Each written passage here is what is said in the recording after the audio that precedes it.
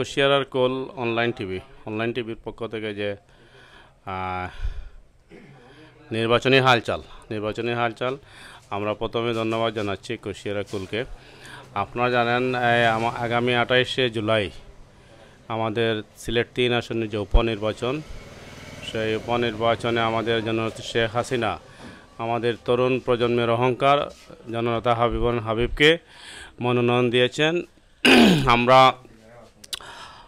আমরা তরুণ প্রজন্মের প্রতিনিধিত্বকারী হিসাবে আমরা মনে করি এই এলাকার বিশেষ দক্ষিণ ফেঞ্চিগঞ্জ এবং বালাগঞ্জের উন্নয়নের স্বার্থে আমাদের আগামী যে 28শে জুলাই নির্বাচন হবে, সেই নির্বাচনে আমরা মনে করি হাবিব বিপুল ভোটে জয়লাভ করবে।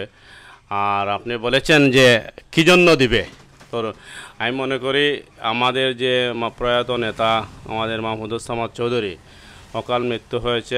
আপনারা জানেন করোনা হয়ে উনি মৃত্যুবরণ করেছেন। আমরা যে প্রয়াত নেতার অসমাপ্ত কাজ সম্পন্ন করতে হলে আমাদের জননেত্রী শেখ হাসিনা মনোনীত যে প্রার্থী দিয়েছেন হাবিবকে আমরা জয়লাভ করব। আমাদের যে অসমাপ্ত কাজগুলো সম্পন্ন করতে হলে আমি মনে করি, আমি সিলেট জেলা আওয়ামী লীগের উপপ্রচার সম্পাদক এবং সিলেট জেলা পরিষদের সদস্য, আমাদের যে ক্যান্ডিডেট হাবিব আমি মনে করি সব দিক দিয়ে যোগ্য। জননেত্রী শেখ হাসিনা আপনারা জানেন অনেক ক্যান্ডিডেট ছিলেন এই আসনে, প্রায় 25 জন ক্যান্ডিডেটের মধ্যে আমাদের প্রিয় নেতা হাবিবকে সিলেকশন করেছেন। এবং আপনারা জানেন কিছুদিন আগেই এই বালাগঞ্জে একটি প্রোগ্রামে এসেছিলেন, আমিও ছিলাম।